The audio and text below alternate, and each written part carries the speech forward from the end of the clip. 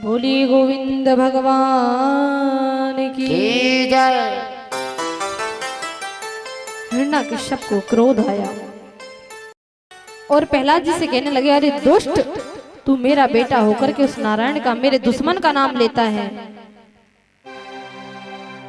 लेकिन हिरण्यकश्यप ने पूछा कि चल ठीक है, ये बता तेरा परम ब्रह्म परमात्मा नारायण कहाँ है।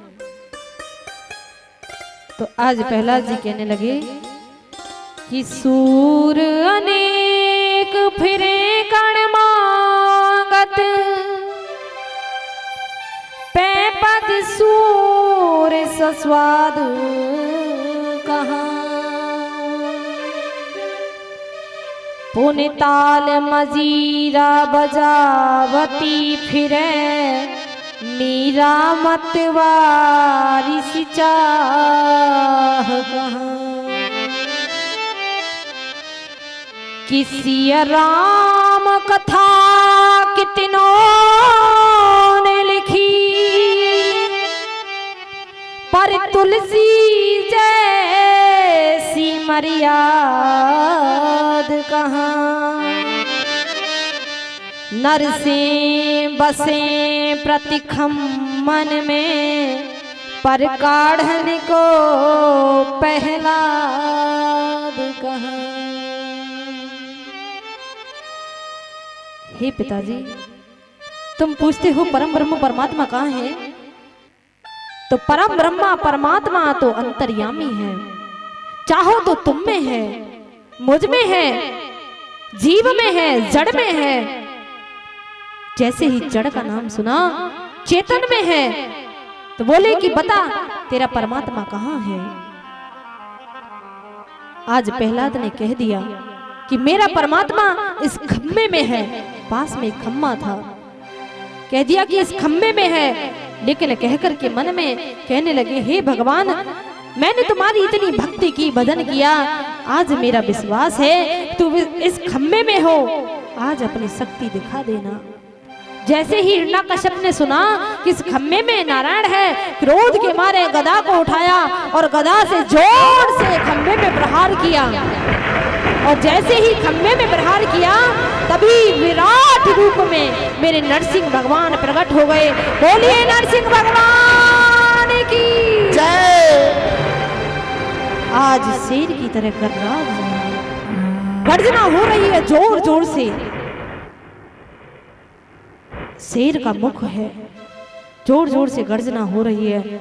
और झट से हिरण्यकश्यप को पकड़ लिया और पकड़ करके अपने घुटनों पर रख लिया। अब हिरण्यकश्यप कहने लगा कि मैं मर नहीं सकता। बोले मर नहीं सकता, क्यों नहीं मर सकता? कि मैंने तपस्या की थी तो ब्रह्मा जी ने मुझे वरदान दिए थे। नरसिंह भगवान कहने लगे, ठीक है, बता कौन सा वरदान दिया। बोले कि पहला वरदान मुझे ये दिया कि न दिन में मरूं न रात में मरूं। नरसिंह भगवान कहने लगे, अरे मूर्ख, देख, न दिन है न रात है, संध्या का समय है, शाम की बेला है, न दिन है न रात है। बोले अभी भी नहीं मर सकता मैं। बोले क्यों? कि ना मैं अंदर मरूं ना बाहर मरूं, मैंने ये वरदान मांगा था। तो बोले अरे देख, ना तू अंदर है ना बाहर है, तू देहरी में है, चौखट पे है। फिर बोला कि मैं अभी भी नहीं मर सकता। बोले अभी नहीं मर सकते, क्यों? क्योंकि मैंने ये वरदान भी मांगा है कि ना मैं अस्त्र से मरूं ना शस्त्र से मरूं। तो बोले मूर्ख, देख, मेरे पास ना कोई अस्त्र है ना शस्त्र है, मैं तुझे अपने नाखूनों से मारूंगा। फिर बोले अभी नहीं मर सकता। बोले क्यों? क्योंकि मैंने ये वरदान मांगा था कि मैं आपकी बनाई हुई दुनिया में किसी से ना मरूं। भगवान कहने लगे, कितना बड़ा मूर्ख है। अरे पागल, ये बता कि स्वयं मैंने दुनिया को बनाया है। तूने ब्रह्मा जी से वरदान मांगा कि आपकी बनाई हुई दुनिया में किसी से न मरूं। मैंने तो स्वयं ब्रह्मा को बनाया है, मैं परम ब्रह्म परमात्मा हूं, इसलिए तुझे मरना पड़ेगा। बोले अभी भी नहीं मर सकता। बोले क्यों?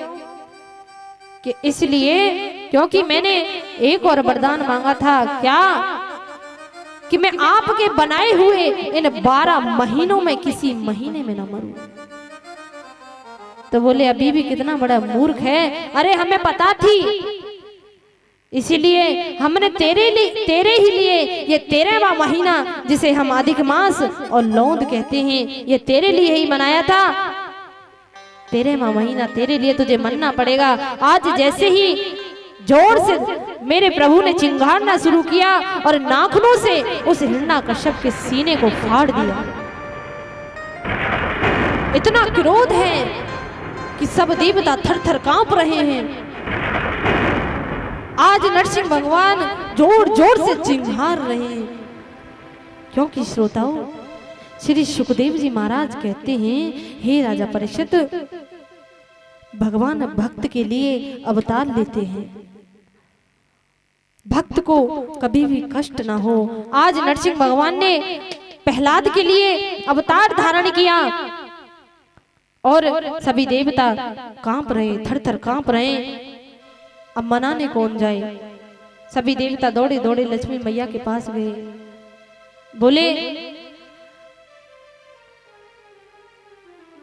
अरे माता देखना, वो पिताजी तो इतने बहुत क्रोध में हैं और आप ही जा सकती हैं, आप ही उनको मना सकती हैं, और कोई मना नहीं सकता। आज लक्ष्मी जी बोली ठीक है, ऐसी बात है तो मैं जाती हूँ। जैसे ही लक्ष्मी जी गई, देखा कि नरसिंह भगवान जोर जोर से चिंगार रहे हैं। डर की वजह से वो विकराल रूप देख करके लौट आई। बोले हमारे बस की बात नहीं, भगवान को बस में करना तो सिर्फ भक्त के हाथ में। इसलिए किसी ने कहा कि भक्त के बस में है भगवान, कि भक्त बिना ये कुछ भी नहीं है, भक्त है इसकी जान, भक्त के बस में है भगवान। अरे भक्त भगवान को बस में करने के लिए तो भक्ति है। और जाओ प्रहलाद से कहो, प्रहलाद से कहो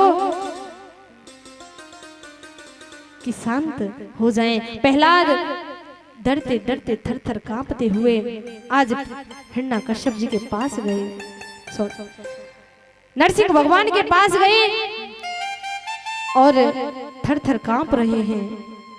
लेकिन आज नरसिंह भगवान ने जैसे ही प्रहलाद को देखा, अंक से लगा लिया, कपोलों को चाटने लगे, जोर जोर से कपोलों को चाटने लगे। क्रोध शांत हो गया। जैसे ही क्रोध शांत हुआ, नरसिंह भगवान कहने लगे अरे बेटा प्रहलाद, कुछ वरदान मांग लो। बोले हे भगवान, मैं आपसे क्या वरदान मांगू? वरदान देना चाहते हो तो इतना दे दो कि तुम्हारे चरणों में हमेशा मेरी प्रीत बनी रहे। और मैं कितना अभागा हूं कि मैंने राक्षस प्रवृत्ति के लोगों में जन्म लिया और फिर भी आपने मुझे दर्शन दिया। और मैं इतना चाहूंगा कि मेरे पिता ने बहुत ज्यादा कष्ट पहुंचाया सबको, लेकिन मेरे पिता की आत्मा को भी शांति मिले। भगवान कहने लगे वाह, भक्त हो तो ऐसा, इतना कष्ट सहा फिर भी आज अपने पिता की शांति के लिए वरदान मांग रहा है। आज नरसिंह भगवान तथास्तु कहकर के आज प्रहलाद को राज्यपाट देकर के चले गए। आज प्रहलाद ने बहुत वर्षों तक राज्यपाट किया। उधर भगवान कहते हैं, श्री सुखदेव जी महाराज कहते हैं, हे राजा परीक्षित, अगर मुझे कोई व्यक्ति सुख में याद करे तो उस पर विपत्ति नहीं आएगी। कहते हैं कि विपत्ति को विपत्ति नहीं कहते, संपत्ति को संपत्ति नहीं कहते। कृष्ण के चरणों में मन का लग जाना सबसे बड़ी संपत्ति है, और कृष्ण के चरणों में मन का हट जाना सबसे बड़ी विपत्ति है। बोलो गोविंद भगवान की। और सबरिया ले चले पल्ले पार, कन्हैया ले चले पल्ले पार, सबरिया ले चल परली पार, कन्हैया ले चल परली पार। जहाँ विराजे राधा रानी, जहाँ विराजे राधा रानी, अलमेली सरकार सबरिया ले चल पल्ले पार,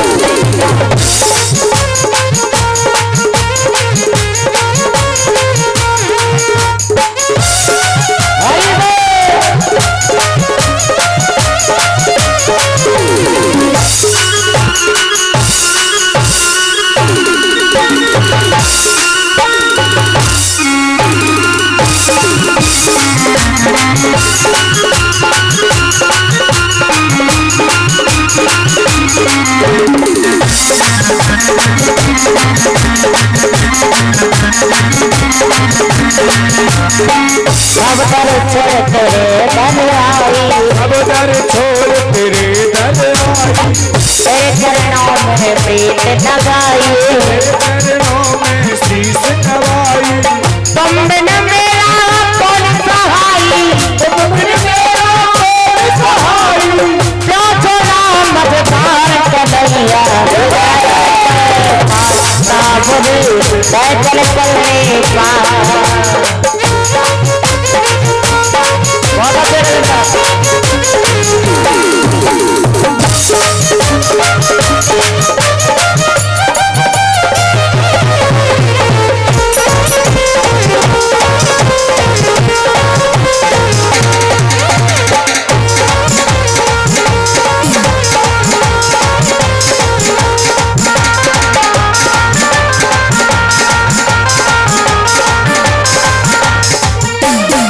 तेरे बिना कोई राह नहीं है, तेरे बिना कोई राह नहीं है, कोई सूझती राह नहीं है, कोई सूझती राह नहीं है, जग की कोई परवाह नहीं है, कि तो परवाह नहीं है। मेरे प्रीतम मेरे माधी, तेरे प्रीतम मेरे माधी, क्यों छोड़ा मझधार कन्हैया, बैठल पलने पार, सावरे बैठल पलने पार।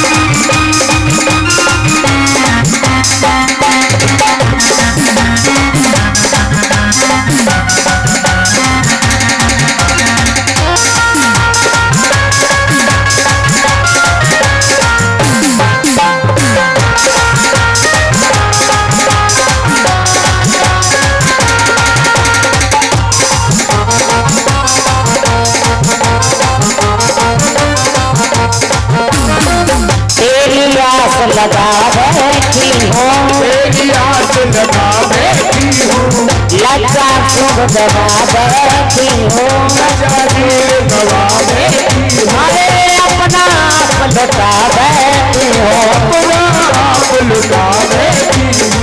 सावरिया में तेरी राजनी, सावरिया में तेरी राजनी, तुम राज मनार सावरिया, सावरे सावरिया ले चल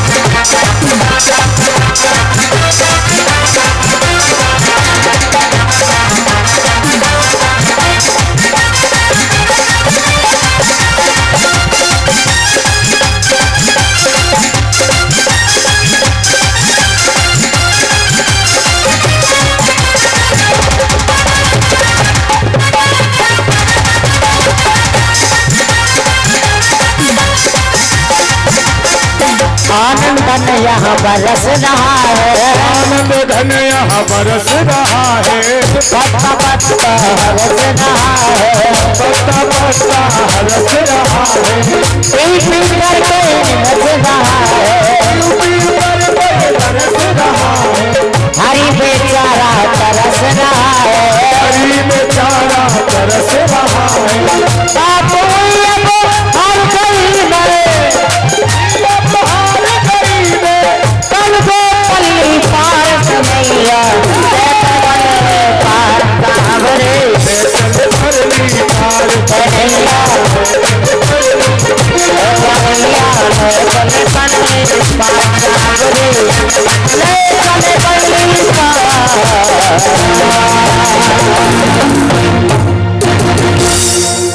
बोलो माँ के बिहारी लाल की जय हो। जय जय श्री राधे।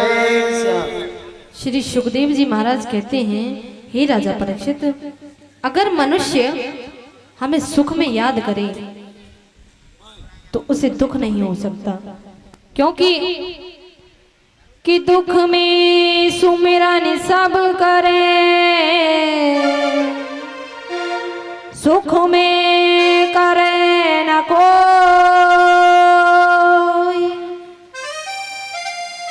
जो सुख में सुमिरन करे तो दुख काहे को हो। हे राजा परीक्षित, अगर कोई हमें सुख में भज ले तो उसे दुख नहीं होगा। और मैं तुम्हें एक बहुत सुंदर प्रसंग सुनाना जा रहा हूं कि त्रिकूट नामक एक पर्वत पर एक गजराज नाम का एक राजा रहता था, और उस राजा के 50 पत्नियां थी, 150 पुत्र थे, बहुत ही बलशाली। सभी जब वो निकल के जाता तो छोटी मोटी जीव जंतुओं से कहता, अरे भाइयों, अगर तुम्हें कोई कष्ट हो तो मुझसे कहना, मैं तुम्हारे राज्य का राजा हूं। बहुत सुंदर राज्य कर रहा था। एक दिन क्या हुआ, उसके मन में अपने बच्चे और पत्नियों के साथ में विहार करने का मन किया, तो एक तालाब में स्नान करने के लिए गए। 150 पुत्र हैं, 50 पत्नियां हैं, सब स्नान कर रहे हैं, किलोल कर रहे हैं जल में। लेकिन उसी जल में एक ग्रह यानी मगरमच्छ रहता है। आज जोर जोर से किलोलों कर करके आज स्नान कर रहे हैं, तो क्या हुआ कि उस ग्रह ने उस गजराज के पैर को पकड़ लिया। जब वो आनंद से नहा रहा था तो भगवान को याद नहीं किया, बेटे और पत्नियों में ही लगा रहा। आज जब वो ग्रह ने पैर को पकड़ लिया तो गजराज ने सोचा कोई छोटा मोटा जीव जंतु है, जब इसे पता चलेगा कि मैं इस राज्य का राजा हूं तो डर की वजह से स्वयं ही छोड़ देगा। कुछ देर तक पीड़ा होती रही। जब उस गजराज का खून चूसने लगा, खून निकलने लगा, तो जब पीड़ा होने लगी तो जोर जोर से गजराज चिल्लाया, अरे बेटा मुझे बचाओ, मुझे अंदर से कोई जीव, जल में कोई जीव मुझे खींच रहा है और मुझे पीड़ा हो रही है। बच्चों ने सूंड से सूंड मिला करके 1 महीने तक खींचा, और वो गजराज जल में अंदर को ही, ग्रह गजराज को जल में अंदर खींचे ले जा रहा है। बच्चों ने सूंड में सूंड लगा करके 1 महीने खींचा। जब असफल हो गए तो बच्चे छोड़ के जाने लगे। जब बच्चे छोड़ के जाने लगे तो आज गजराज कहने लगा, अरे पुत्रों, मैंने तुम्हारे लिए क्या नहीं किया, मैंने तुम में इतनी ममता की, आज तुम मुझे यहाँ फंसा हुआ छोड़कर जा रहे हो जब मुझे पीड़ा हो रही है। बहुत प्रकार से समझाया, बच्चे नहीं माने, चले गए। अब तो पत्नियों से कहने लगा, अरे अर्धांगिनी सुनो, मैंने तुम्हें अपनी पत्नी माना और मैंने तुम्हारे लिए सब को छोड़ दिया, और तुम आज मुझे छोड़ करके जा रही हो। अरे मुझे छोड़कर मत जाओ, मुझे अपने साथ ले चलो। पत्नियों ने भी 15 दिन तक सूंड से सूंड मिला करके खींचा। तो जब गजराज बाहर नहीं आए तो पत्नी भी थक गई। जब पत्नी थक गई तो छोड़ के जाने लगी। जब छोड़ के जाने लगी तो गजराज उदास हो गया, रोने लगा, कहने लगा कि मैंने अपना पूरा जीवन इन्हीं पत्नी और बच्चों के नाम कर दिया, आज वो मुझे इस दुख में छोड़ करके जा रही है। अरे थोड़ी सी मेरी तरफ देख लो। पत्नियों ने मुड़ कर नहीं देखा, पत्नियां भी चली गईं।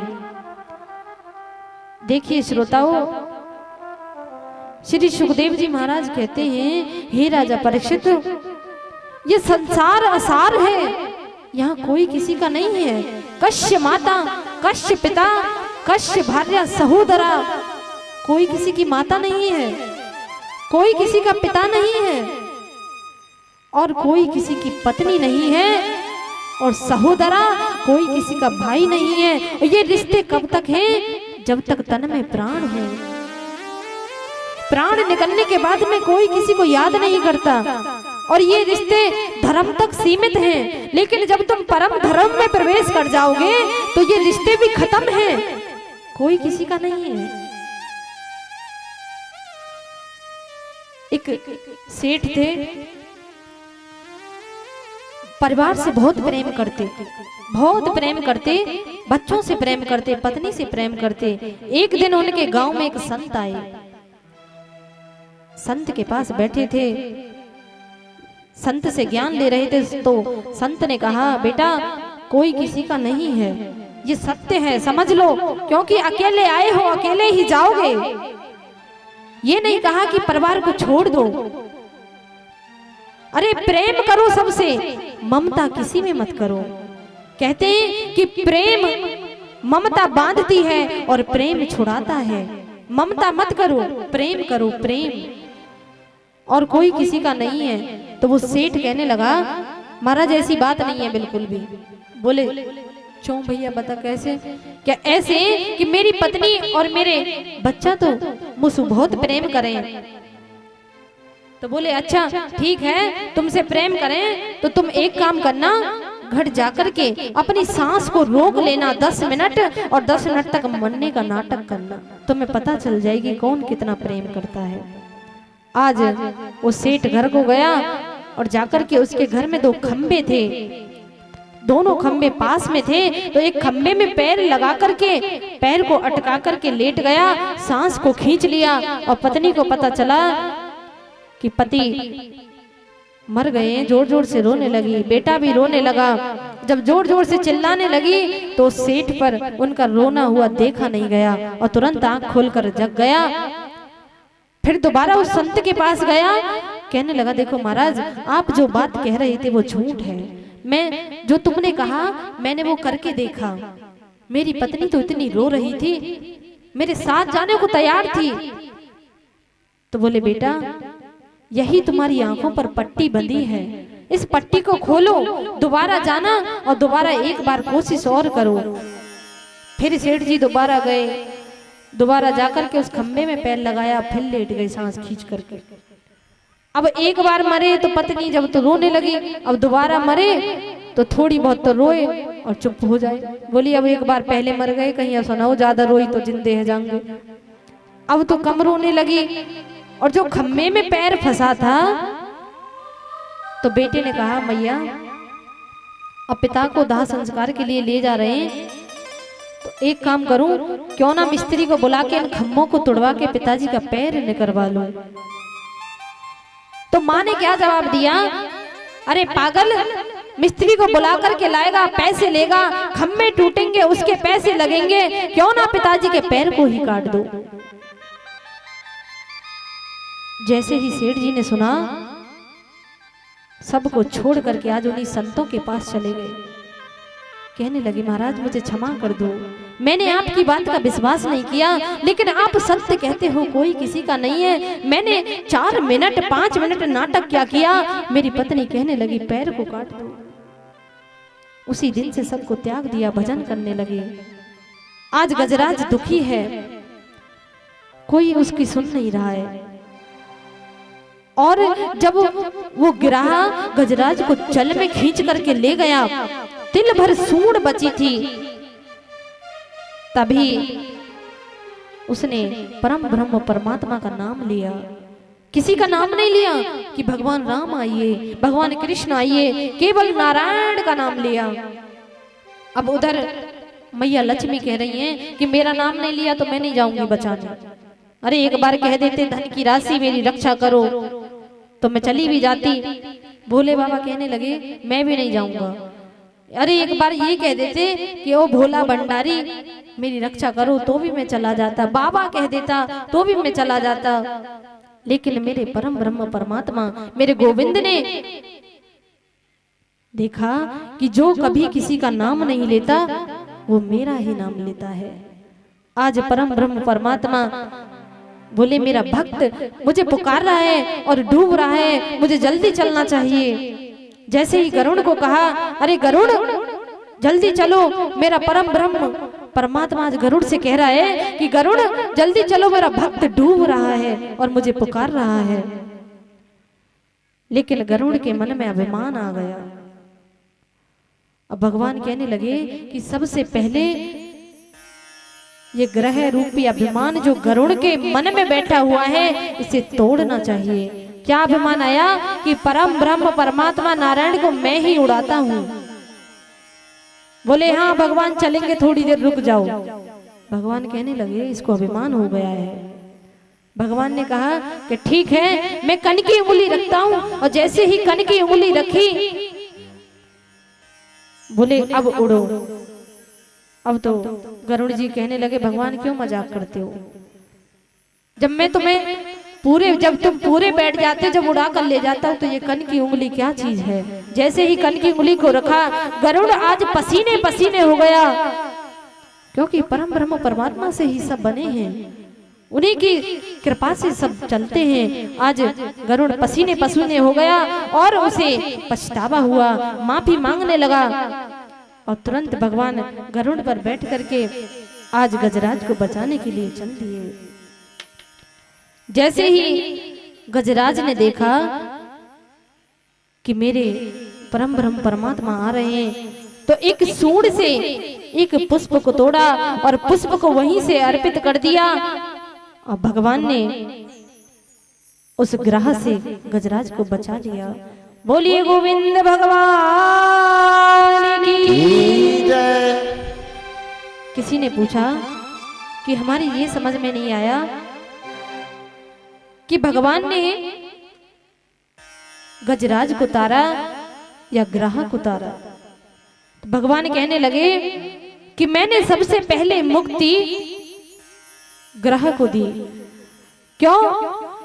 क्योंकि जो मेरा दुश्मन होता है, जो मुझे निरंतर कहते हैं कि जब भक्त एक बार को भगवान का नाम लेना भूल जाए, लेकिन दुश्मन नाम नहीं भूलता। अगर किसी की मोहल्ले से किसी की लड़ाई हो जाए तो एक बार को दूसरा पड़ोसी भूल जाएगा, लेकिन जिससे लड़ाई हुई है वो पड़ोसी दिन रात उसी पर निगाह रखेगा कि कब निकल के जा रहा है, कब निकल के जाए, कब इसे मारे। तो दुश्मन पहले नाम लेता है। भगवान कहने लगे कि जो मेरे नाम से, जो मेरा नाम नहीं लेते, पहले मैं उनको मुक्ति देता हूं। आज भगवान चले गए। गजराज ने देखा कि मैंने जिन पत्नियों और बच्चों के लिए मैंने सब कुछ सर्वस्व कर दिया, उन्होंने मुझे छोड़ दिया। उन्हें छोड़ करके आज वही गजराज तपस्या करने के लिए वन में चला गया। बोलिए गोविंद भगवान। जीवन की गाड़ी एक रेल है, कभी पैसेंजर कभी लोल है। जीवन की गाड़ी एक रेल है, कभी पैसेंजर कभी लोल है।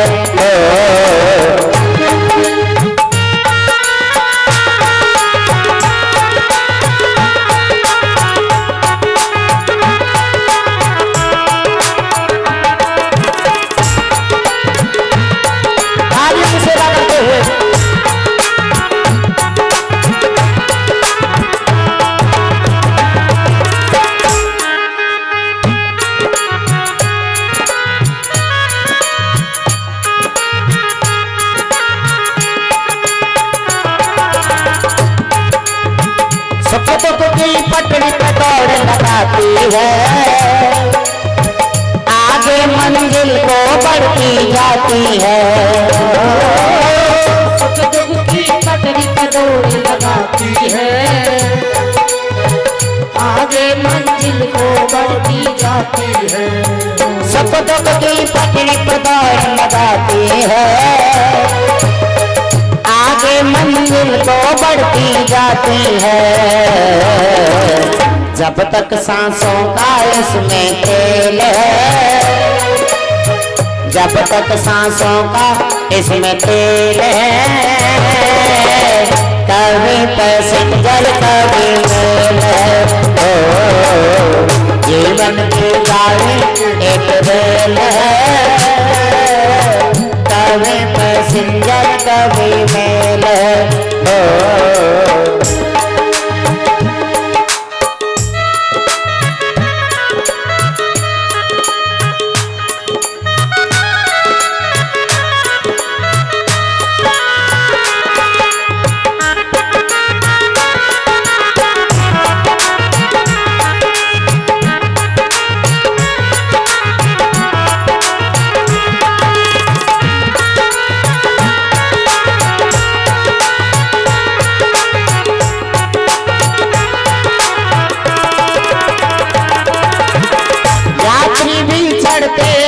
उतरते हैं, रिश्ते भी बनते और बिगड़ते हैं। यात्री भी चढ़ते और उतरते हैं, रिश्ते भी बनते और बिगड़ते हैं। गॉड के सिग्नल का ये खेल है, गॉड के सिग्नल का ये खेल है, कभी पैसेंजर कभी मेल है। ओ जीवन की गाड़ी रेल है, कभी पैसेंजर कभी मेल।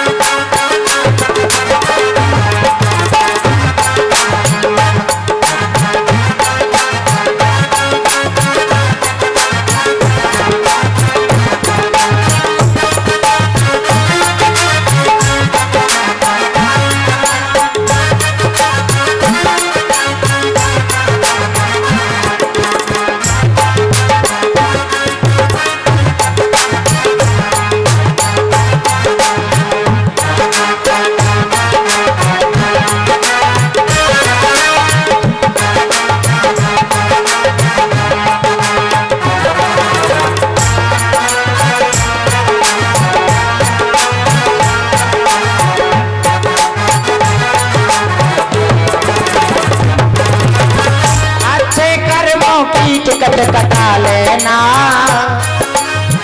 टीटी आए तो से दिखा देना। अच्छे कर्मों की टिकट कटा लेना, टीटी आए तो उसे दिखा देना। अच्छे कर्मों की टिकट कटा लेना, टीटी आए तो से दिखा देना। बिना टिकट तो भैया जेल है, कभी पैसेंजर कभी मेल है। ओ जीवन की गाड़ी एक रेल है, कभी पैसेंजर कभी मेल है। ओ कभी पैसेंजर कभी मेल है। ओ कभी पैसेंजर कभी मेल है। कभी पैसेंजर कभी मेल है।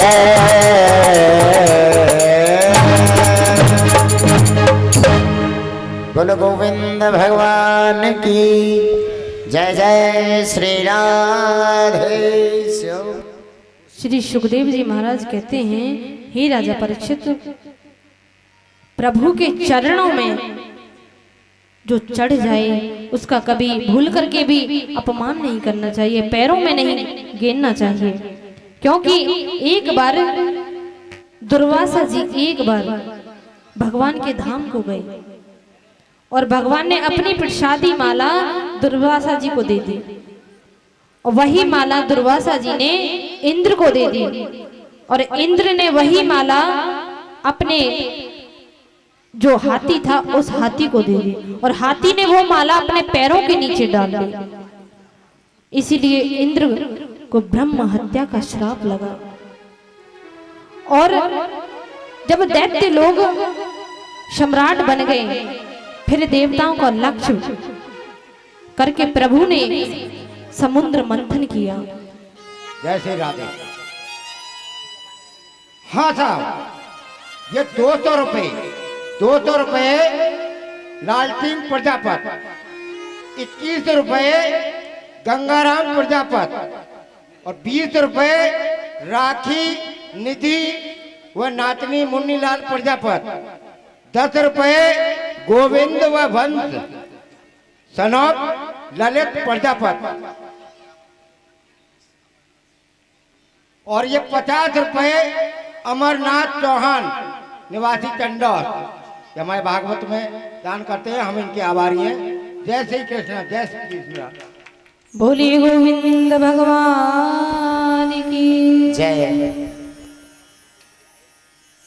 भगवान ने समुद्र मंथन करवाया, बाष्पी नाग को रस्सी बनाया और मंदराचल पर्वत को रई बनाया। समुद्र का मंथन आरंभ हुआ, हे राजा परीक्षित, लेकिन उसमें से अमृत निकलना तो दूर की बात, विष निकलने लगा। अब विष को कौन पिए? भगवान ने ध्यान में जाकर के भोले बाबा को आदेश दिया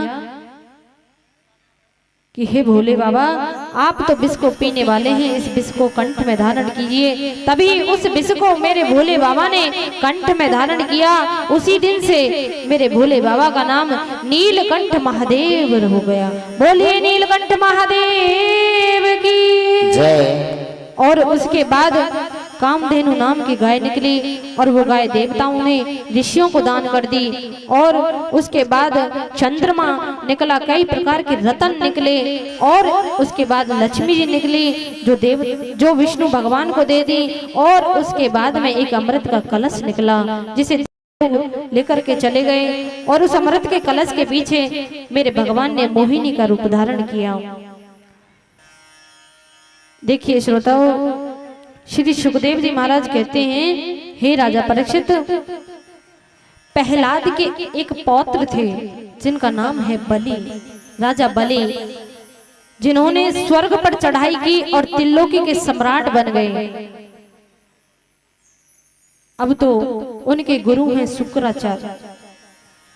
राजा बलि ने चढ़ाई की स्वर्ग पर और त्रिलोकी के सम्राट बन गए। सभी देवता दुखी रहने लगे, सबको छीन ले गए, त्रिलोकी को छीन कर ले गए। सभी देवता दुखी रहने लगे। एक दिन क्या हुआ, देवताओं की माता है अदिति, उदास बैठी हैं, खिन्न मन से बैठी हैं। देखिए श्रोताओं, सुखदेव जी कहते हैं, हे राजन, जिस माँ की औलाद दुखी हो, जिस माँ की औलाद पर कष्ट हो, क्या वो माँ कभी खुश रह सकती है? आज वो दुखी बैठी है। महाराज कश्यप आए, कश्यप जी ने पूछा, देवी आप क्यों दुखी हो, क्या बात है? तो कहने लगी कि मेरे दुख का कारण ये है कि मेरे बेटों से सब कुछ छीन लिया, आज मेरे बेटों पर कुछ नहीं है, इसीलिए मैं दुखी हूँ और मैं चाहती हूँ कि मेरे घर भगवान जन्म लेकर के आए और मेरे बेटों का राज्य वापस दिलाए। महाराज कश्यप कहने लगे, देवी मैं तुम्हें एक दिन का व्रत बताता हूँ और ये फागुन के शुक्ल पक्ष में ये व्रत किया जाता है और इसका नाम है पयो व्रत, जो प्रतिपदा से लेकर के त्रयोदशी तक व्रत होता है। सुबह जल्दी उठना, भगवान के चरणों में प्रणाम करना और यज्ञेश भगवान की स्तुति करना, इस व्रत का नियम है। आज माता अदिति ने वैसा ही किया, उस व्रत को किया और उस व्रत को करने के बाद में भगवान प्रसन्न हो गए और भगवान ने कहा, मैया मांगो, क्या मांगना चाहती हो? बोली कि मैं ये चाहती हूँ कि तुम मेरे घर पुत्र बन करके आओ और जो मेरे बेटों से जो राज्य राजा बलि ने छीना है वो वापस दिलाओ। देखिए श्रोताओं, आपको एक बात बता दूं कि ये भादों का महीना जो है वो कुछ ज्यादा ही बढ़िया है। क्योंकि हमारी राधा रानी का अवतार भी भादों के महीने में हुआ और हमारे गोविंद जी का भी अवतार भादों के महीने में हुआ और हमारे बलराम जी का भी अवतार भादों के महीने में हुआ और हमारे वामन भगवान का भी अवतार भादों के महीने में हुआ। और आज माता अदिति के यहाँ मेरे वामन भगवान ने अवतार ले लिया। बोलिए वामन भगवान की जय। आज बहुत वामन अंगुल के हैं, बहुत नीलमणि जैसे उनके कपोल हैं, बहुत सुंदर सूर्य जैसा तेज है मस्तक पर, बहुत सुंदर छवि है। आज माता अदिति ने वामन भगवान को गुरुकुल भेजा। जैसे ही गुरुकुल भेजा तो गुरु ने जब अध्ययन कराया, विद्या दी, तो वामन भगवान कहने लगे कि गुरु दक्षिणा में आप क्या लोगे? तो बोले देना चाहते हो तो इतना दे दो कि जो राजा बलि त्रिलोकी को छीन कर ले गया है वो वापस ले आओ। आज वामन भगवान राजा बलि के यहाँ पर गए हैं, बहुत सुंदर रूप है। जैसे ही राजा बलि ने देखा कि दूर से कोई सूरज जैसा चमक रहा है, मस्तक पर मणि चमक रही है जो तेज था, देख करके आज हर्षित हो गए, कहने लगे कोई मेरे घर संत आ रहा है। और जैसे ही वामन भगवान पास में पहुंचे, प्रणाम किया, राजा ने वामन भगवान को प्रणाम किया, कहने लगे महाराज मैं आपको प्रणाम करता हूं और आपको क्या चाहिए बताइए। बोले कि हमें कुछ नहीं चाहिए। बोले क्यों नहीं चाहिए? अरे चाहो तो मैं आपको घोड़े हाथी सब कुछ दे दूं, चाहो तो सोना चांदी सब कुछ दे दूं, और तो और मैं तुम्हारा विवाह करा दूं। वामन भगवान कहने लगे हम विवाह बिल्कुल नहीं करेंगे। बोले क्यों ना करोगे विवाह? बोले अच्छा हम विवाह कर भी लेंगे तो हमारे पास तो एक छाता है, इस छाते में 2 जन नहीं आएंगे, हमारी पत्नी और हम। बोले अरे तुम्हें छाते की जरूरत क्या है, हम तुम्हें एक मकान दे देंगे, महल दे देंगे। बोले चलो ठीक है तुम महल दे दोगे, जब हमारी पत्नी आ जाएगी तो हमारे घर बाल गोपाल भी आएंगे। बोले बिल्कुल बाल गोपाल भी आएंगे, 10-12, 1-2 नहीं बताया, 10-12। बोले कि 10-12 जब बाल गोपाल आएंगे तो उनके भोजन की व्यवस्था कैसे होगी? कि अरे महाराज मेरे इतने भंडार हैं, मैं भंडार खोल दूंगा। तो बोले अच्छा ये बताओ जब 10-12 बालक आएंगे, बाल गोपाल आएंगे तो एक आध उनमें से मरेगा भी? बोले बिल्कुल सी बात है मरेगा भी। बोले जब वो एक आध मरेगा तो उसके लिए रोएगा कौन? तो बोले रोने के लिए किराए पे हमें महाराज तुम्हें ये रोना पड़ेगा। तो वामन भगवान कहने लगे हे राजा बलि मैं यही नहीं चाहता कि मुझे रोना पड़े, मैं ऐसा काम क्यों करूं कि जिससे बाद में मुझे रोना पड़े, इसलिए मैं विवाह करना नहीं चाहता। और अगर तुम देना ही चाहते हो तो इतना दे दो, 3 पग भूमि दे दो। मैं 2.25 नहीं लूंगा, 3.25 नहीं लूंगा, 3 पग भूमि दे दो। वामन भगवान ने कहा तो राजा बलि कहने लगे अरे महाराज कहाँ से बात करते हो, खुद वामन अंगुल के हो और 3 पग भूमि में तुम्हारा आसन भी नहीं लगेगा, मांग रहे हो तो ऐसी चीज मांगो। बोले नहीं 3 पग भूमि। अब यही बात शुक्राचार्य जी सुन रहे थे। शुक्राचार्य जी ने देखा तो शुक्राचार्य जी कहने लगे अरे राजा बलि ये वामन 53 कोई नहीं, ये तो सीधे नारायण भगवान है और तू 3 पग भूमि नहीं देना और ये तेरे इस जो त्रिलोकी को तू हर के लेके आया है, छीन के लाया है, उसे तुझे छल से मांग कर ले जाएंगे। अब राजा बलि कहने लगा कि मैंने वचन दिया है। वामन भगवान ने कहा कि कोई भी चीज देने से पहले संकल्प करना चाहिए, संकल्प करो। अब राजा बलि संकल्प करने जा रहे हैं, मान नहीं रहे तो शुक्राचार्य जी कमंडल में बैठ गए। बोले कि कमंडल से जल निकलेगा नहीं और जब जल नहीं निकलेगा तो संकल्प होगा नहीं, और जब संकल्प नहीं होगा तो त्रिलोकी को नहीं ले जा सकते। अब जैसे ही कमंडल में बैठे वामन भगवान जल को हाथ में ले रहे थे तो जल नहीं निकला कमंडल से, तो अंतर ध्यान होकर के देखा कि कमंडल में शुक्राचार्य जी बैठे हैं। बोले कि राजा बलि एक कुसा लेकर के आओ, ये कमंडल में जंग लगी है और कुसा से उस जंग को हटाना है। जैसे ही कुसा लाए और जैसे ही उस कमंडल की टोटी में उस कुसा को डाला, शुक्राचार्य की आंख फूट गई और जैसे ही आंख फूटी धड़ाम से बाहर निकल पड़ी। कहने का मतलब ये है, आंख किस लिए फूटी? आंख इसलिए फूटी कि भगवान ये कहना चाहते हैं कि सबको समान दृष्टि से देखो, भेदभाव की दृष्टि से नहीं देखो। आज राजा बलि ने संकल्प कर दिया, जैसे ही मेरे भगवान ने पहला पग रखा, विराट रूप धारण कर लिया। बोलिए विराट भगवान की जय। आज मेरे भगवान ने विराट रूप धर लिया और 2 पगों में त्रिलोकी को नाप लिया। अब तीसरा पग बचा तो कहने लगे, हे राजा बलि ये तीसरा पग मैं कहाँ रखूं? और राजा बलि को बंधक बना लिया, क्योंकि राजा बलि ने कहा, महाराज ये बताइए कि दान देने वाला बड़ा है, जिसकी जमीन है वो बड़ा है या जमीन बड़ी है? तो बोले कि जमीन देने वाला बड़ा है। तो बोले कि तीसरा पग मेरे सिर पर रख लो। आज राजा बलि ने इतने ज्ञान की बात कही कि तीसरा पग मेरे सिर पर रख लो। आज मेरे प्रभु वामन भगवान कहने लगे, वाह रे बलि, मैं आया था तुझे छलने के लिए, तूने मुझे छल लिया। जिसके बाबा प्रहलाद जैसे संत हो तो कोई ना कोई गुण तो अवश्य होगा, एक ना एक गुण तो अवश्य होगा।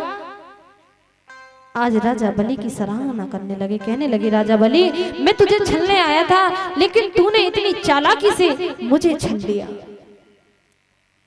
बोल बता तू क्या मांगना चाहता है? बोले भगवान मुझे देना चाहते हो तो इतना दे दो कि मेरे घर पर पहरेदारी करो, जब भी मैं घर से निकलूं मुझे आपके दर्शन हो।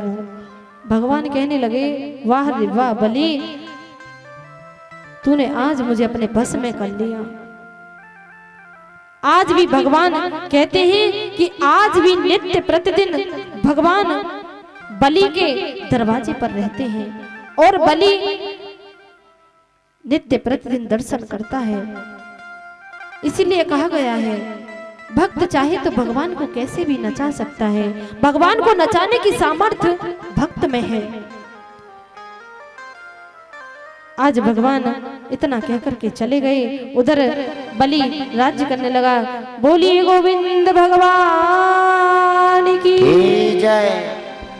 श्री सुखदेव जी महाराज कहते हैं, हे राजा परीक्षित, भगवान के इतने अवतार हुए, लेकिन 24 अवतारों में 2 ही अवतार ऐसे हैं, 24 अवतारों में 2 ही अवतार वंदनीय हैं,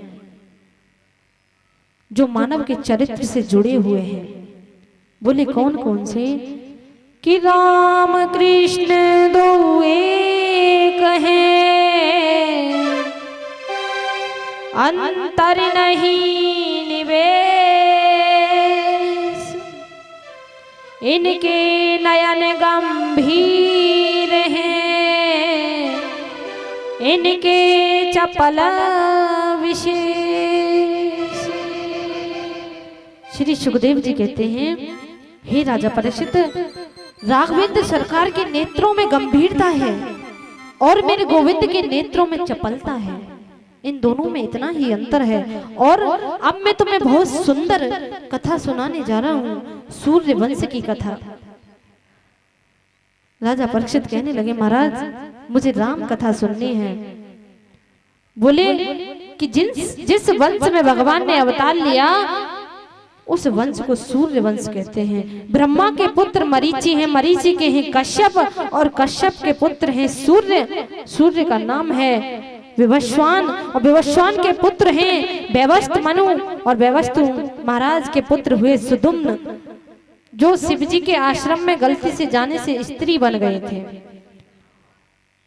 अंत में उन्होंने अपने शरीर को त्याग दिया और बेबस्त मनु के मन में बहुत बड़ी गलानी हुई और उनके 10 पुत्र हुए। उनमें बड़े पुत्र का नाम है सरयाती। सरयाती के यहाँ पर एक सुंदर कन्या है जिसका नाम है सुकन्या।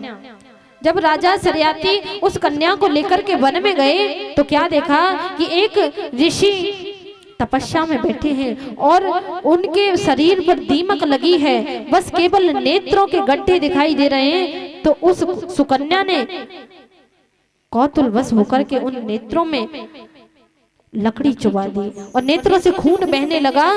और जैसे ही खून बहने लगा तो क्रोधित हो गए। लेकिन उसी समय राजा सरयाती ने अपनी बेटी सुकन्या का हाथ उन्हें शमन ऋषि को सौंप दिया। और एक बार की बात है, उन्हीं सूर्य वंश में एक राजा हुए अम्बरीश,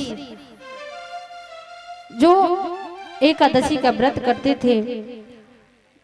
एक दिन क्या हुआ, एकादशी का व्रत कर रहे थे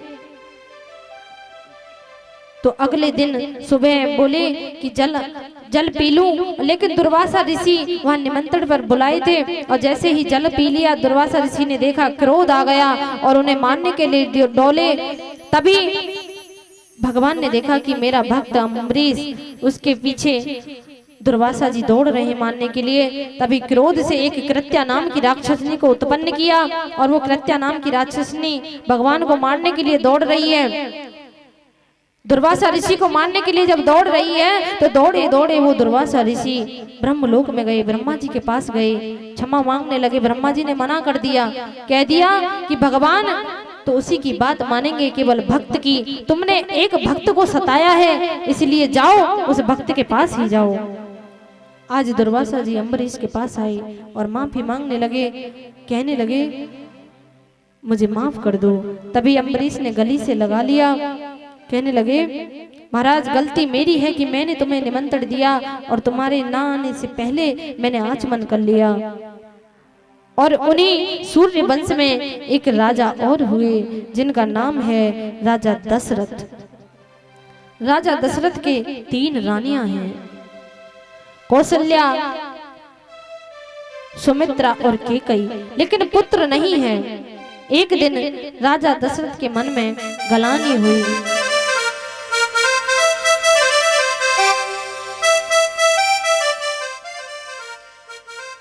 आज गलानी हुई कि मेरे पुत्र नहीं हैं और गुरु वशिष्ठ जी के पास गए।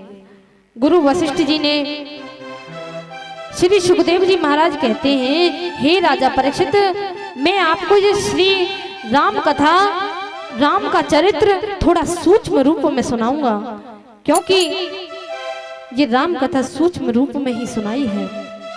आज वशिष्ठ जी के पास गए तो वशिष्ठ जी ने पुत्र कामाष्टक यज्ञ कराया और उसमें से चरु निकला और वो चरु राजा दशरथ को दे दिया और राजा दशरथ ने अपनी पत्नियों को खिला दिया। कुछ समय बाद आज अयोध्या नगरी बहुत सुंदर सजी है। आज मेरे प्रभु आने वाले हैं। ओ नौमी तिथ मधु मासे पुनीता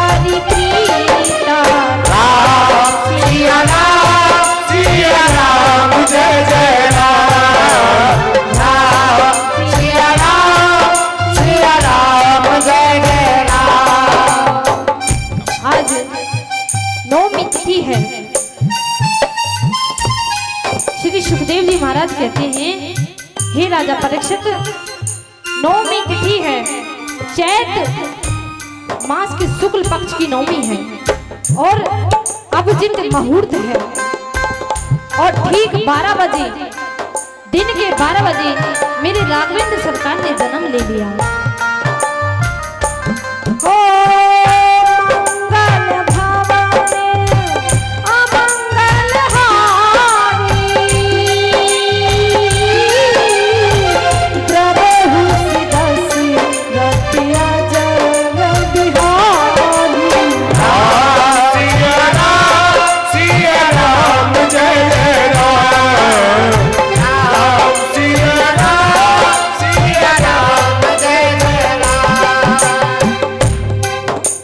आज मेरे भगवान ने नौमी तिथि को जन्म ले लिया।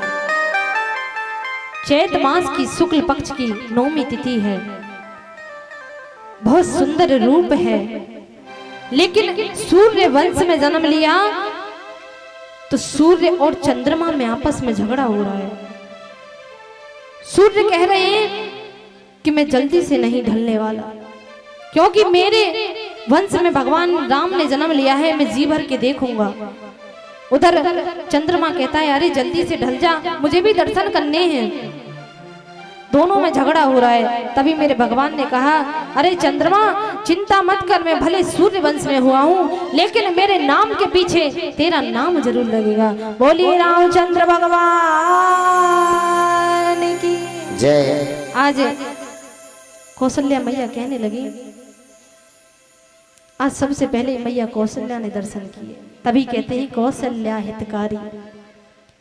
आज कौशल्या मैया ने दर्शन किए तो कहने लगी अरे मैंने तो पूर्व जन्म में कहा था कि बेटा बन के आना, और तुम तो बाबा बन के आए हो। इतने बड़े बड़े हाथ हैं तुम्हारे, इतने बड़े बड़े पैर हैं, जल्दी से छोटे बन जाओ। छोटे बन जाओगे तो दरवाजे पर भीड़ लगी है, सभी अयोध्यावासी देखने आ रहे हैं। आज मेरे भगवान छोटे से बन गए, रोने लगे, जोर जोर से रोने लगे। सबको पता चला तो आज अयोध्या में ढोल नगाड़े बजने लगे, खुशी मनाई सबने। कुछ समय बाद आज मेरे राजा दशरथ के यहाँ पर 4 पुत्र हुए। चारों पुत्रों का नामकरण हुआ। बड़े पुत्र का नाम राम है, फिर उनसे जो छोटे हैं उनका नाम भरत है, फिर उनसे छोटे जो हैं उनका नाम लक्ष्मण है, फिर शत्रुघ्न है। आज धीरे धीरे समय व्यतीत हुआ, अंगना में घूम रहे हैं, ठुमक ठुमक डोल रहे हैं। कुछ समय बाद विश्वामित्र जी ने देखा कि राक्षसों ने बहुत आतंक मचा रखा है, तो आज अयोध्या गए राजा दशरथ के यहाँ और भगवान राजा दशरथ से कहा कि महाराज मुझे अपने 2 पुत्रों को दे दो, जिससे मैं जंगल में जब भजन करता हूँ तो राक्षस परेशान करते हैं। बड़े हृदय पर पत्थर रख करके मेरे दशरथ ने दोनों पुत्रों को भेज दिया। उधर जब वन में चले गए, सुबाहु और मारीच का उद्धार किया। उसके बाद में राजा जनक के यहाँ पर स्वयंवर रचा गया। स्वयंवर में गए, मैया जानकी से विवाह हुआ। विवाह करने के बाद में वापस अयोध्या आए और कुछ समय बाद आज राजा दशरथ के मन में बात आई कि क्यों ना इतना समय हो गया, मैं अपने पुत्र राम को राज्य अभिषेक कर दूं। लेकिन सभी देवता सोचने लगे अगर राम को राज्य अभिषेक हो गया तो जो ये राक्षस जो पृथ्वी पर है इनका उद्धार कैसे होगा। तभी मंथरा की जिह्वा पर सरस्वती मैया विराजमान हुई और आज केकई के मन को बदल दिया। केकई से कहने लगी अरे देवी तुझे नहीं पता, आज राम का अभिषेक हो गया तो तेरा बेटा भरत नौकर बन जाएगा। और सुन, राजा दशरथ ने एक बार तुझसे कहा था कि 2 वरदान मांग लेना, वो आज मौका है, वरदान मांग ले।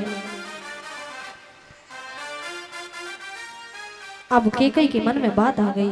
केकई आज कोप भवन में बैठी हैं और कहने लगी, उदास बैठी। राजा दशरथ आई, पूछा देवी क्या बात है। बोली मुझे मेरे 2 वरदान चाहिए।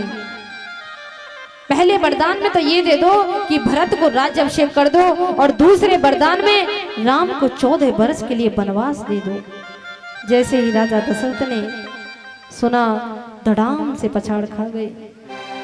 कहने लगे कैकेयी तुझे दया नहीं आई? इतने वर्ष बाद मैंने पुत्रों को देखा और मेरा पुत्र राम तो मेरे प्राणों से प्यारा है, तू मुझसे कहे तो मेरी जान ले ले। लेकिन एक बात है कि रघुकुल रीत सदा चलाई, प्राण तो जाए पर वचन न जाए। एक बार राजा दशरथ ने वचन दे दिया, कह दिया प्राण भी चले जाएं तो भी मैं मुकरूंगा नहीं। आज राम जी आए, राम जी ने पूछा पिताजी क्यों उदास हो? कहते हैं कि जन्म देने वाली माँ से 100 गुना अधिकार पालने वाली माँ का होता है, मौसी का होता है। आज राम ने कहा अरे पिताजी, मैया ने सही तो कहा है, मेरे हित के बारे में ही सोचा है और मेरे लिए तो 14 बरस का वही राज्य अभिषेक है और ये महल का राज्य अभिषेक राज्य का भरत को दे दो। आज राम जी वनवास चले गए। उधर राजा दशरथ ने सुमंत को साथ भेजा। तमसा नदी के किनारे सब अयोध्या वासियों को छोड़ करके आज राम जी आगे चले गए। केवट ने पार किया और निषाद राज से मिलन हुआ। उसके बाद में वाल्मीकि के आश्रम में गए, वहां पर रहने के लिए स्थान पूछा। फिर उसके बाद में पंचवटी पर गए तो पंचवटी पे मैया जानकी का हरण हो गया और मैया जानकी का हरण हो गया। आज वन में बिलख रहे हैं, घूम रहे हैं। उधर जैसे ही पता चला कि रावण, जटायु ने बताया कि रावण मैया सीता का हरण करके ले गया है। उधर जब युद्ध छिड़ गया तो लक्ष्मण जी को शक्ति लग गई। हनुमान जी संजीवन बूटी लेकर के आए और लक्ष्मण जी को जीवित किया। उधर कुंभकर्ण का युद्ध हुआ। फिर उसके बाद में रावण का अंत हो गया। श्री सुखदेव जी महाराज कहते हैं, हे राजा परीक्षित, मैंने आपको राम कथा बहुत सूक्ष्म रूप में सुनाई है और श्रीमद् भागवत महापुराण में ही राम कथा बहुत सूक्ष्म रूप में है। उधर मैया जानकी को जब लेकर के अग्नि परीक्षा हुई और जैसे ही अयोध्या में आए, घर घर दीपक जलाए, घी के दीप जलाए। कुछ समय बाद एक धोबी की बात को सुनकर के आज मैया जानकी को वनवास दिला दिया। इतना कहकर के मेरे सुखदेव जी महाराज कहने लगे, हे राजा परीक्षित, मैंने बहुत सूक्ष्म में श्री राम कथा सुनाई है और राम कथा संपूर्ण हो गई। बोलिए गोविंद भगवान की जय। और अब मैं तुम्हें एक बहुत सुंदर, जो मेरे परम ब्रह्म परमात्मा गोविंद हैं, उनकी कथा सुनाने जा रहा हूँ। चंद्रवंश की कथा सुनाने जा रहा हूँ। बोली कि चंद्रवंश में उग्रसेन के पुत्र हैं कंस और शूरसेन के पुत्र हैं वसुदेव। कंस की बहन है देवकी और देवकी के 8 पुत्र हुए। उसमें पहला पुत्र है कीर्तिमान, जिसको कंस ने मार दिया, 7 को मार दिया। अब 8वें पुत्र में मेरे गोविंद आए और मेरे गोविंद ने अनेकों लीलाएं की। उसके बाद द्वारिका चले गए, अपने गोलोक धाम चले गए। इतना कहकर के अब सुखदेव जी महाराज कहने लगे, हे राजा परीक्षित, चंद्रवंश पूर्ण हुआ। सुखदेव जी कहते हैं, हे राजा परीक्षित, चंद्रवंश पूर्ण हुआ। लेकिन राजा परीक्षित कहने लगे, महाराज आपने राम कथा और सूर्यवंश कहने में तो थोड़ी कंजूसी कर दी, वो नहीं सुनाया। लेकिन मैं ऐसे नहीं मानूंगा, मेरे गोविंद का वंश, जिनकी मैं लीलाएं और कथा सुन रहा हूँ, उनका वंश तो मुझे विस्तार से बताइए। श्री सुखदेव जी कहते हैं, हे राजा परीक्षित, थोड़ा जलपान कर लो, थक गए होंगे। बोले महाराज, इस जलपान के चक्कर में ही मुझे श्राप लगा था। अब मुझे भूख नहीं लगती, प्यास नहीं लगती, मुझे तो केवल गोविंद की लीलाओं और गुणगान को करने का मन करता है। श्री सुखदेव जी कहते हैं, हे राजा परीक्षित, नारायण के पुत्र हैं ब्रह्मा और ब्रह्मा के पुत्र हैं अत्रि और अत्रि के पुत्र हैं चंद्रमा और चंद्रमा के पुत्र हैं बुध और बुध के पुत्र हैं पुरूरवा और पुरूरवा के वंश में 6 पुत्र हुए, आयु, सुतायु, सततायु और या और विजय और जय। श्री चंद्रवंश में एक परम तेजस्वी पुत्र हुआ जिसका नाम है गादी और गादी चंद्रवंशी राजा थे और इनके बहुत ही ये तपस्वी थे, ऋषि थे और इन्हीं के घर एक पुत्र हुआ और इनके एक पुत्री हुई सत्यवती। चंद्रवंश का निरूपण करने लगे। कहने लगे इन्हीं चंद्रवंश में महाराज उग्रसेन हुए और उनकी पत्नी गर्भवती थी। एक बार वन में विहार करने के लिए गई तो दुर्मिल नाम के एक राक्षस की छाया पड़ गई और छाया पड़ने से जो गर्भ में शिशु था वो राक्षस हो गया, जिसे हम कहते हैं कंस, जिसका नाम है कंस। और उग्रसेन ने क्या किया, शर्म की वजह से उस राक्षस की वजह से उसको यमुना जी में बहा दिया। और उसी यमुना जी में क्या हुआ कि सूरसेन महाराज स्नान कर रहे थे, जो वसुदेव जी के पिता हैं। उन्होंने क्या देखा कि एक बच्चा बहता हुआ जा रहा है और उस बच्चे को उठा करके घर ले आए। जैसे ही घर लेकर के आए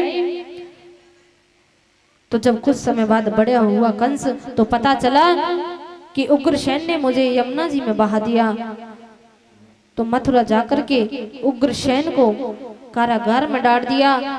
और कंस की बहन है एक देवकी, उसका विवाह धूमधाम से वसुदेव से किया। विवाह करके विदा कर रहा था, स्वयं रथ को चला रहा था,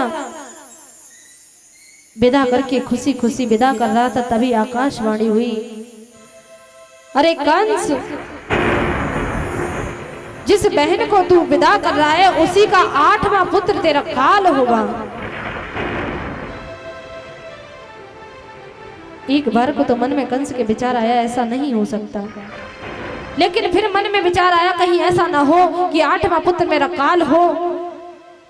रथ से कूद करके देवकी को नीचे खींच लिया और देवकी के केसों को पकड़ लिया, जोर से केसों को पकड़कर मारने लगा।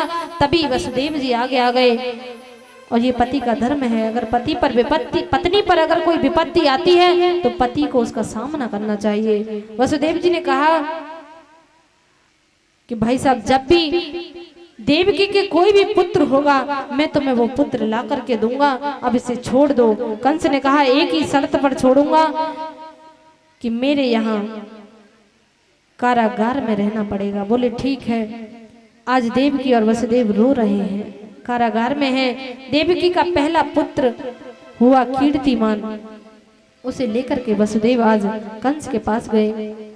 कहा कि महाराज पहला पुत्र हो गया, लो मैं तुम्हारे पास लेके आया हूँ वचन के अनुसार। आज पहले पुत्र को लेकर के कंस के मन में दया आ गई। कंस ने कहा अरे ये तो पहला पुत्र है, कहाँ तो देवकी का 8वां पुत्र मेरा काल है, ये पहला है, मैं इसे नहीं मारूंगा। लेकिन मन में फिर सोचने लगा। तभी नारद जी के मन में विचार आया, अगर ये लीला नहीं हुई तो मेरे भगवान अवतार नहीं लेंगे। नारद जी आए, नारायण नारायण, और जमीन पर 8 रेखाएं खींची। बोले महाराज इधर से गिनो तो 8वां ये बैठता है, और इधर से गिनोगे तो 8वां ये बैठता है। कंस का मन बदल गया, जोर से उस बच्चे को उठाया और पत्थर पर जोर से फेंक दिया।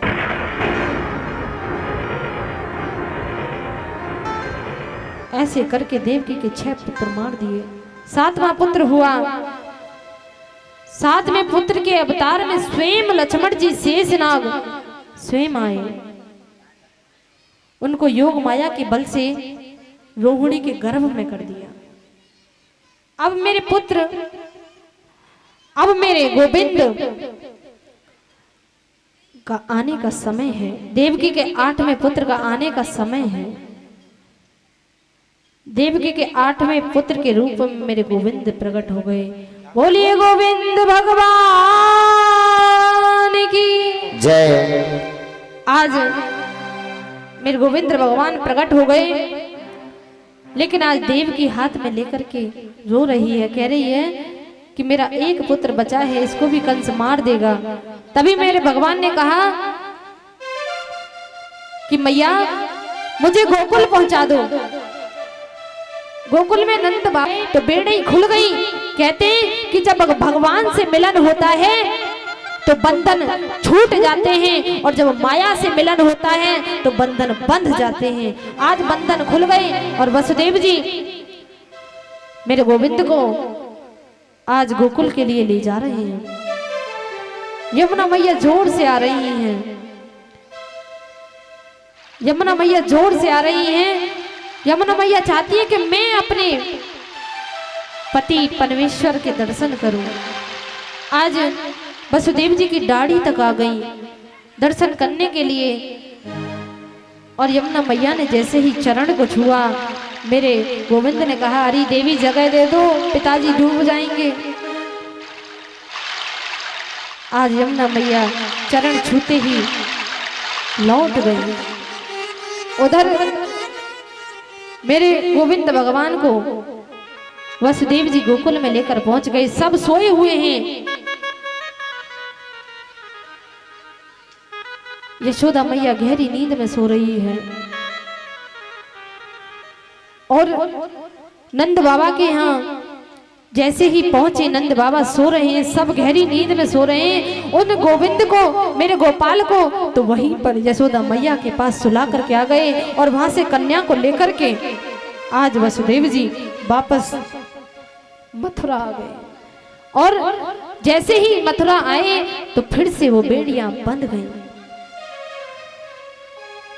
और जैसे ही बेड़ियां बंधी, कंस को पता चला कि देवकी के 8वां पुत्र हो चुका है, तो उस कन्या को मारने के लिए गया। जैसे ही उस कन्या को मारने के लिए ऊंचा किया तो वो धड़ाम से आकाश में उड़ गई और कहने लगी, हे कंस, तू मुझे क्या मारता है? तुझे मारने वाला तो गोकुल में पैदा हो चुका है। देखिए श्रोताओं, आपके सामने बहुत सुंदर मेरे बाल गोपाल, मेरे गोविंद की झांकी आ रही है, और सभी यथा स्थान बैठे रहे, कोई भी व्यवस्था भंग नहीं करेगा। अरे यशोदा जायो ले लेना, मैं बेदन में सुन आई। मैं बेदन में सुन आई। मैं बेदन में सुन आई, मैं जमुना पे सुन आई। मैं बेदन में सुन आई, मैं जमुना पे सुन आई। अरे यशोदा जायो ले लेना, मैं बेदन में सुन आई। यशोदा जायो ले लेना, मैं बेदन में सुन आई।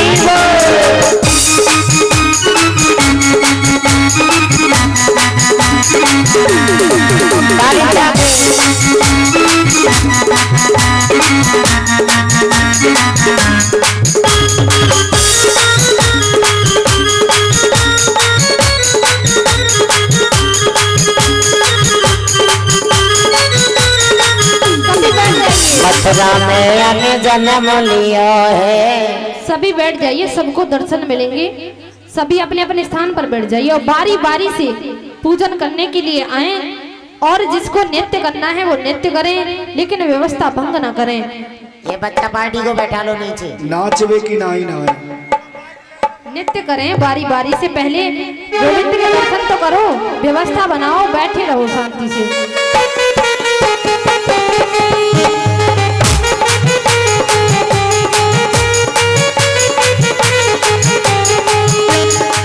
मथुरा में अन जन्म लियो है।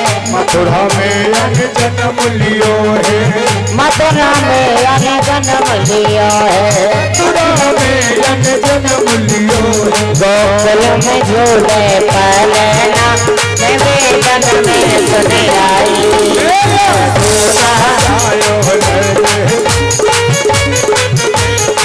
हरि बोल।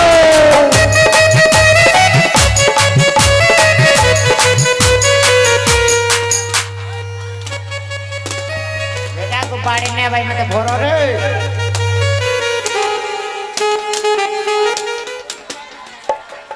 बहुत सुंदर, बहुत सुंदर, बहुत सुंदर। अरे अरे रुक जाओ ना, ये कौन सी व्यवस्था है? अरे रुक अभी तो नहीं बोला, अभी दर्शन भी नहीं हुए गोविंद जी के। व्यवस्था तो बनाओ, ये क्या तरीका है?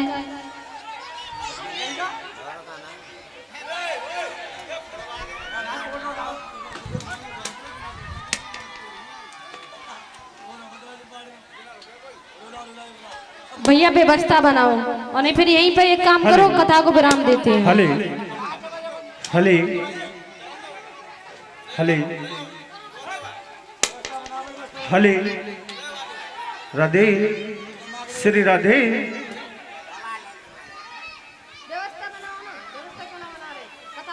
श्री राधे। मेरा सभी भक्तजनों से अनुरोध है, सभी अपने यथास्थान बैठे रहें और एक एक करके आकर के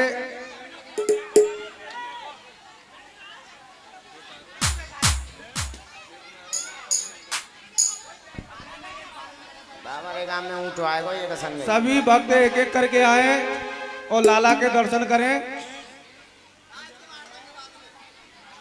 व्यवस्था में सहयोग करें। नृत्य भी होगा। नृत्य जब होगा, जब व्यवस्था बन जाएगी, सब लोग बैठ जाएंगे, तभी इंस्ट्रूमेंट बजेगा।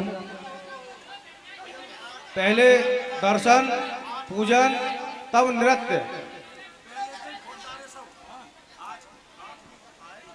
कोई भी भक्तजन जाएगा नहीं, सभी अपने यथास्थान बैठेंगे।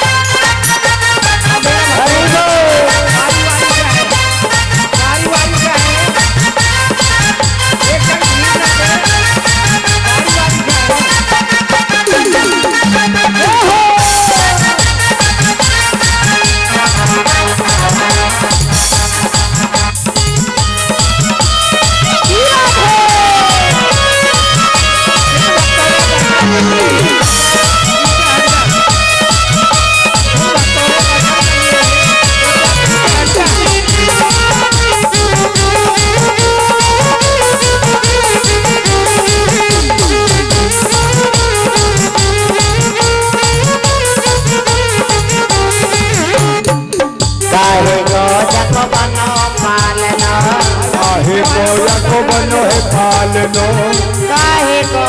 बनो पालनो, काहे को यको बनो है पालनो। अरे काहे के लागे खोदना, मैं वेदन में सुन आई।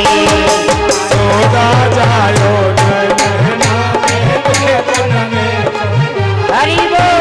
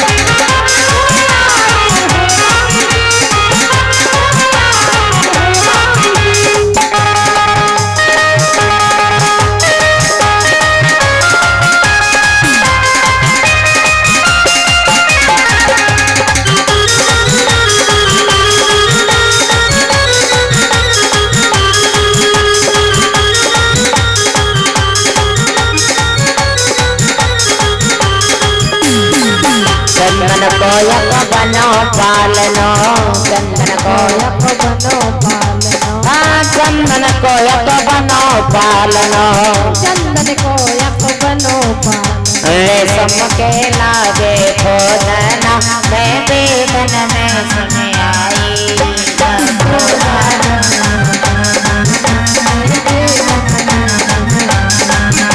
मैं वेदन में सुन आई, मैं जमुना पे सुन आई। सुन आई, मैं जमुना पे सुन आई। अरे यशोदा गायो ललना, मैं वेदन में सुन आई। यशोदा गायो हरि बोल।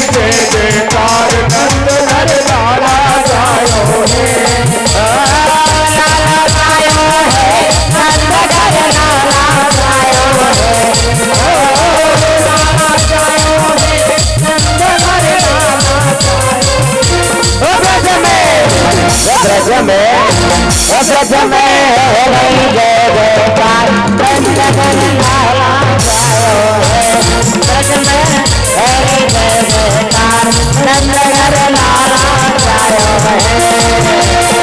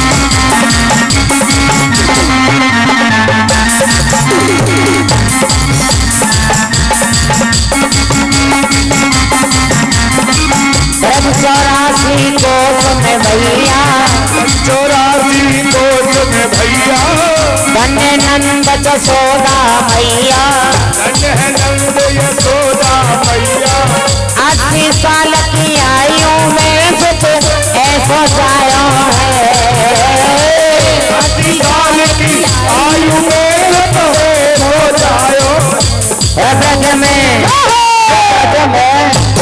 ब्रज में नहीं जय जयकार नंद घर लाला जायो है ब्रज में नहीं जय जयकार नंद घर लाला जायो है।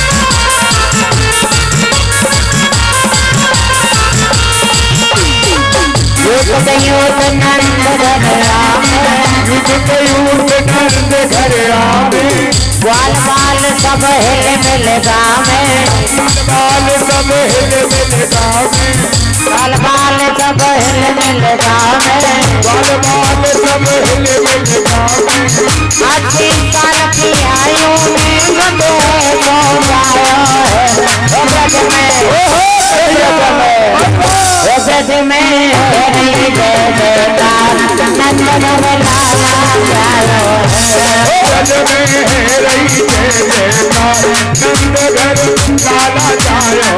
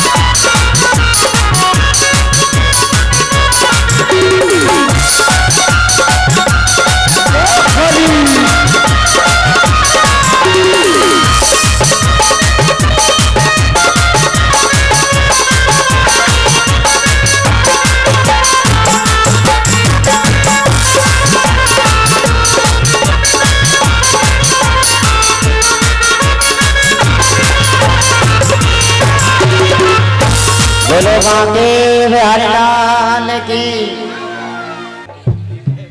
बोलो बांके बिहारी लाल की जय। श्री राधे। सभी लोग अपने अपने स्थान पर बैठ जाएं। सबने गोविंद जी के दर्शन कर लिए। अब सभी यथास्थान बैठ जाएं, शांति बनाए रखें। अभी बधाई गवेगी और जिसको नृत्य करना है वही सिर्फ खड़ा रहे, बाकी की सब बैठ जाएं अपने अपने स्थान। और देखो तुम्हारे गांव में कथा चल रही है तो तुम्हारा ही नाम होगा। व्यवस्था सही बनी रहेगी तो तुम्हारा ही नाम रहेगा, और भंग होगी तो भी तुम्हारा ही नाम होगा। इसलिए सभी से अनुरोध है अपने अपने स्थान पर बैठ जाए। कल की कथा में गोवर्धन लीला होगी और मेरे प्रभु की सब लीलाएं होंगी और गोवर्धन पूजन होगा। और सभी भक्त यथास्थान आरती के लिए खड़े हो जाएं।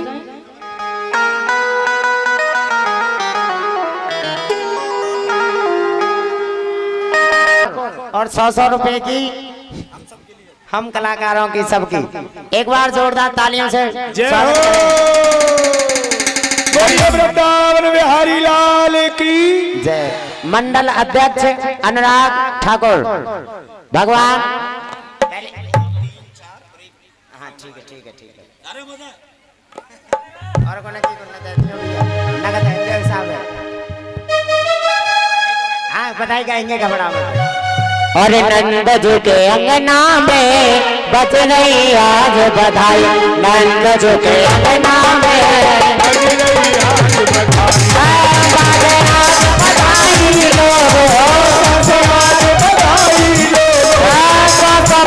बधाई, नंद जी के अंगना में बज रही आज बधाई, नंद जी के अंगना में बज रही आज बधाई।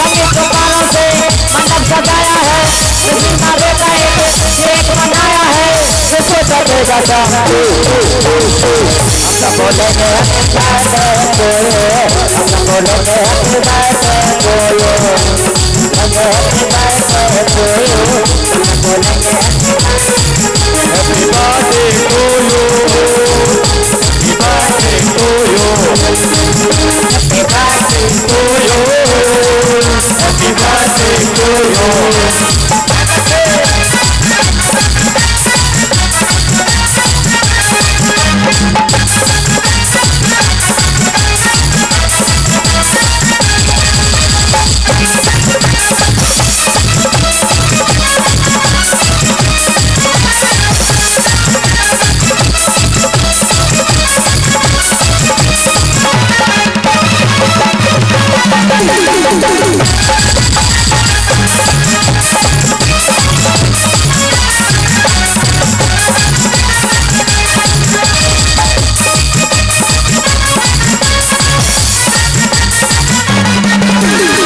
एक बरस पूरा हुआ इंतजार का, आया है जन्मदिन मदन मुराद का। एक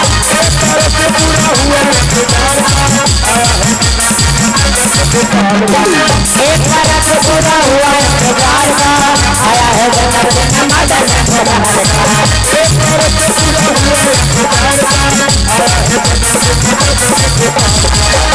हमारा है तू बोले खबरिया, तू बोल जाएगा तेरी उमरिया, तेरे से बात करता हूँ बोले जो है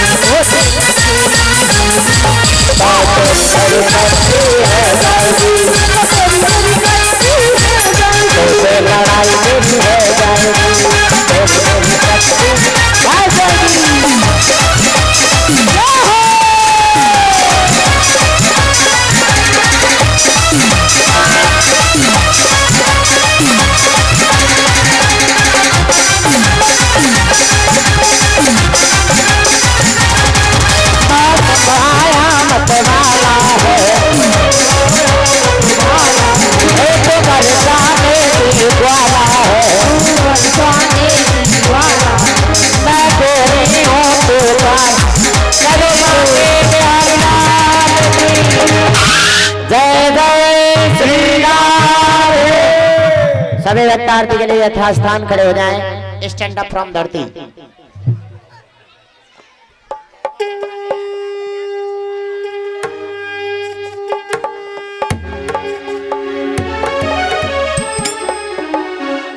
परीक्षा जी आरती और आरती भैया आवाज बढ़ा दो इसकी, मतलब ऐसी बात।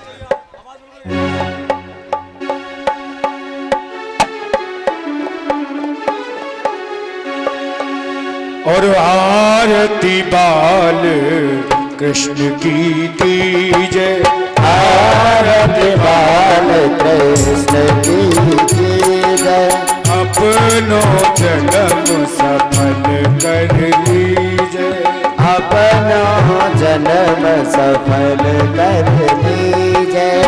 श्री यशोदा को परम दुलारो, श्री यशोदा को परम दुलारो, बाबा की अखियन को तारो, बाबा की अखियन को तारो, गोपिन के प्राणन सो प्यारो, गोपिन के प्राणन सो प्यारो, इन पर प्राण नौचावर कीजय, आरती बाल कृष्ण की कीजय। बलदाऊ को छोटो भैया, बलदाऊ को छोटा भैया, कनुआ कह के भूले की भैया, कनुआ कहते बोले की भैया, परम मुदित मन नेत बलैया, परम मुकुट मन लेत बनैया छबने भर लीजे आरती बाल कृष्ण की जय अपनो जन्म सफल कर जय श्री राधा बर सुबर कन्हैया श्री राधा सुमर कन्हैया जज जन को नवनीत चोरैया ब्रज जन को नवनीत ठवैया देखत ही मन लेत बनैया देखत ही मन लेत बनैया अपनो सर्वस इनको कीजे आरती बाल कृष्ण की जय अपनो जन्म सफल कर जय तो तर बोलत मधुर सुहावे तो तारे बोलन मधुर सुहावे सकन मध्य खेलत सुख पावे सपन मध्य खेलत सुख पावे सोई सुखती जो इनको ध्यावे सोई सुकृति जो इनको गावे अपनो सर्वस इनको कीजे आरती बाल कृष्ण की जय अपनो जन्म सफल कर लीजे आरती बाल कृष्ण की जय अपनो जन्म सफल कर लीजे आरती बाल कृष्ण की जय कर्पूर गौरम करुणावतारम संसार सारम बुद्धिनाम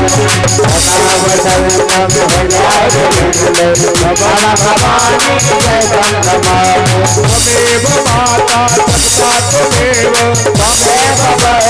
सत्ता त्वमेव त्वमेव विद्या सर्वं त्वमेव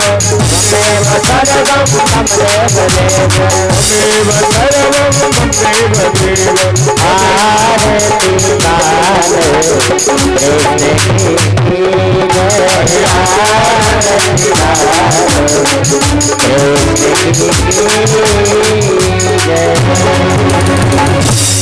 बोलो बांके बिहारी लाल की जय भागवत महापुराण की जय सुखदेव जी महाराज की की जय परीक्षित जी महाराज की जय व्यास जी महाराज की जय सभी भक्त पुष्प ले लें हाथों में पुष्पांजलि।